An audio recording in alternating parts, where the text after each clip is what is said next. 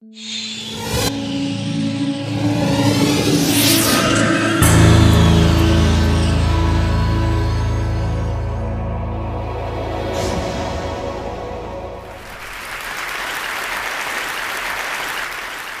want you to take a look at this baby. What you're drawn to are her eyes and the skin you love to touch. But today I'm going to talk to you about something you can't see. What's going on up in that little brain of hers? The modern tools of neuroscience are demonstrating to us that what's going on up there is nothing short of rocket science.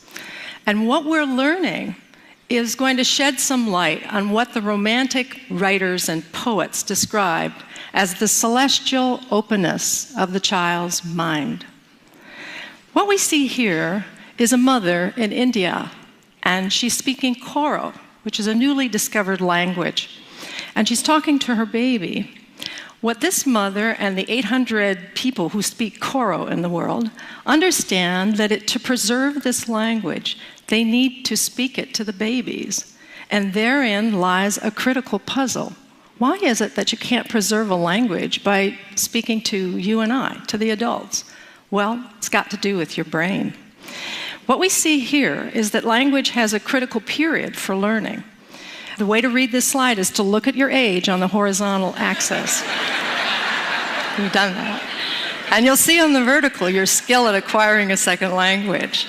The babies and children are geniuses until they turn 7, and then there's a systematic decline. After puberty, we fall off the map. No scientists dispute this curve, but laboratories all over the world are trying to figure out why it works this way. Work in my lab is focused on the first critical period in development, and that is the period in which babies try to master which sounds are used in their language. We think by studying how the sounds are learned, we'll have a model for the rest of language, and perhaps for critical periods that may exist in childhood for social, emotional, and cognitive development. So we've been studying the babies using a technique that we're using all over the world in the sounds of all languages. The baby sits on a parent's lap, and we train them to turn their heads when a sound changes, like from ah to e. If they do so at the appropriate time, the black box lights up and a panda bear pounds a drum. A 6-monther adores the task. What have we learned? Well, babies all over the world are what I like to describe as citizens of the world. They can discriminate all the sounds of all languages, no matter what country we're testing and what language we're using. And that's remarkable because you and I can't do that.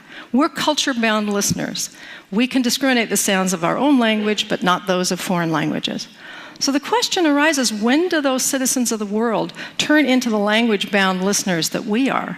And the answer? Before their first birthdays.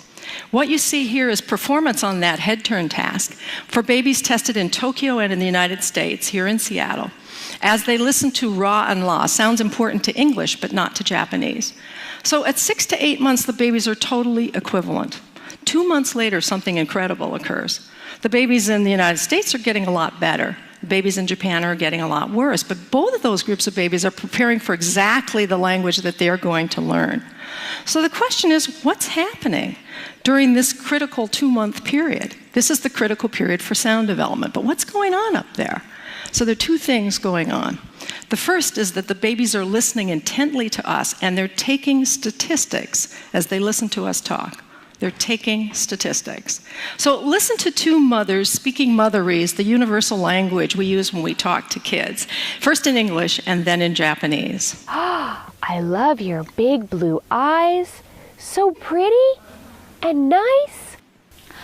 うわー、大きな茶色いお目目。そして綺麗な黒い髪。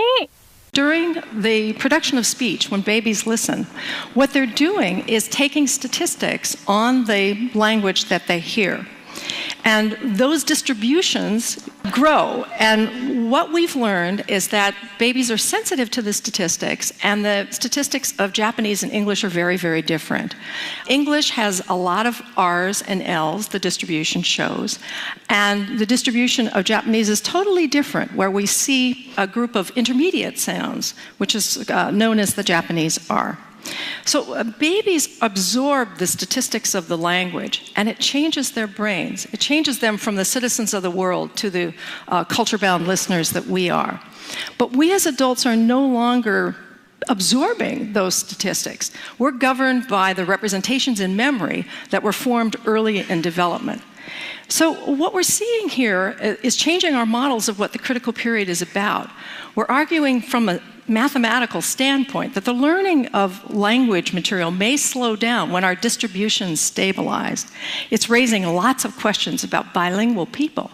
Bilinguals must keep two sets of statistics in mind at once and flip between them, one after the other, depending on who they're speaking to. So we asked ourselves, can the babies take statistics on a brand new language? And we tested this by exposing American babies who'd never heard a second language to Mandarin for the first time during the critical period. We knew that when monolinguals were tested in Taipei and Seattle on the Mandarin sounds, they showed the same pattern. 6 to 8 months, they're totally equivalent. 2 months later, something incredible happens. But the Taiwanese babies are getting better, not the American babies. What we did was expose American babies during this period to Mandarin. It was like having Mandarin relatives come and visit for a month and move into your house and talk to the babies for 12 sessions. Here's what it looked like in the laboratory. 发生了什么事情哦？小小熊七七在这里，一个绿色的圈圈，绿色的圈圈。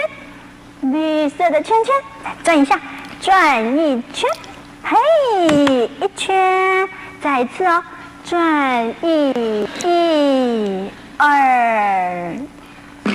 So what have we done to their little brains? We had to run a control group to make sure that just coming into the laboratory didn't improve your Mandarin skills. So a group of babies came in and listened to English, and we can see from the graph that exposure to English didn't improve their Mandarin.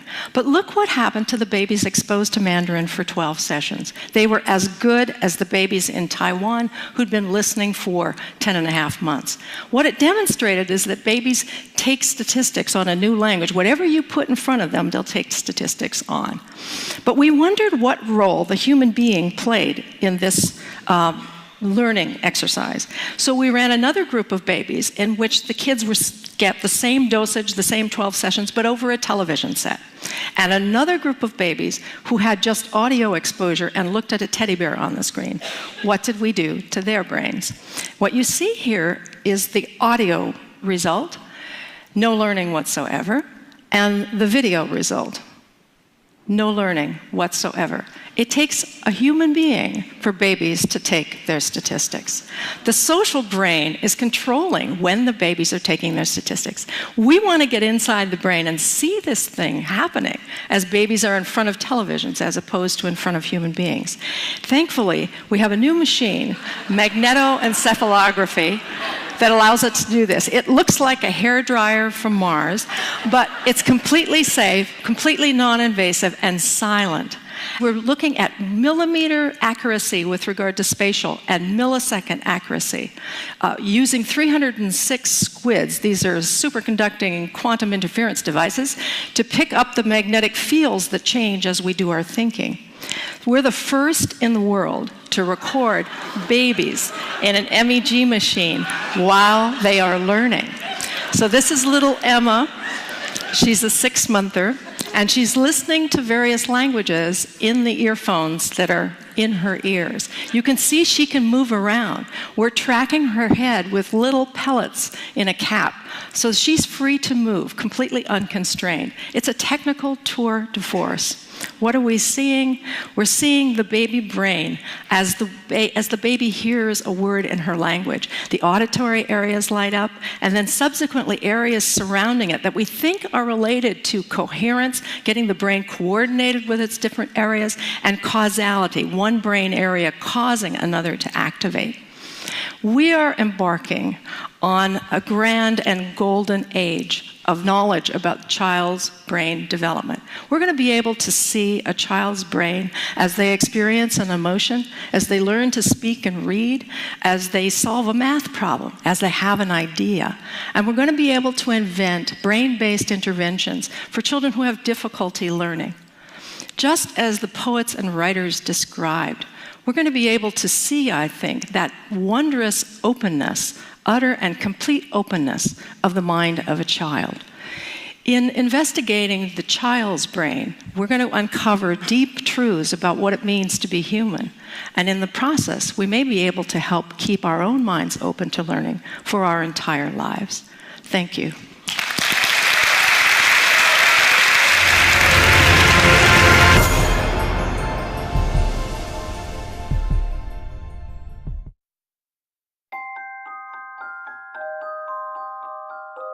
The precision of a watch is a function of its movement.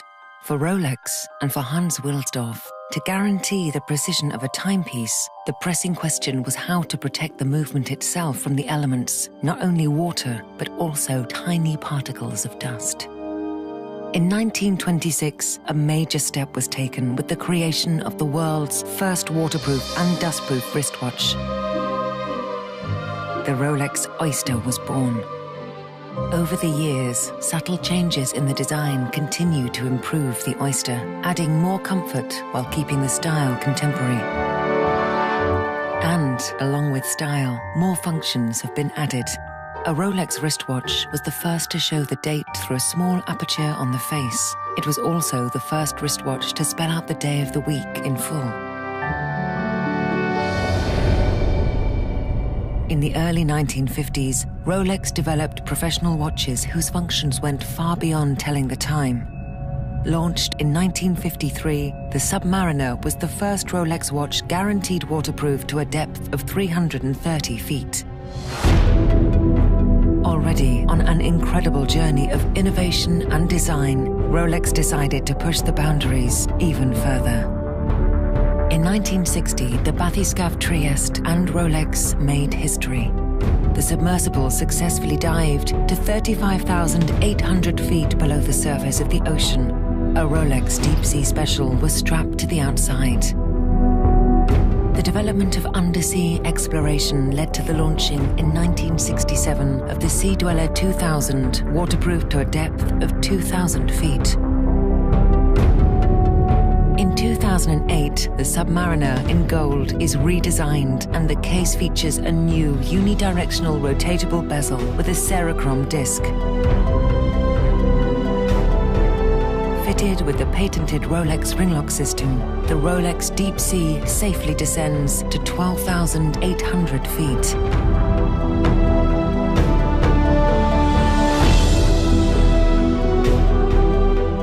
Rolex has incorporated countless hours and more than a century of experience, years of research, innovation, and development into every one of its models. And the benefits arising from this work, including waterproofness, precision, and durability, are the result of Rolex's continuous pursuit of perfection. From the most elegant and prestigious models to the professional timepieces, all are exquisitely crafted. Piece by piece, we design and manufacture every single watch.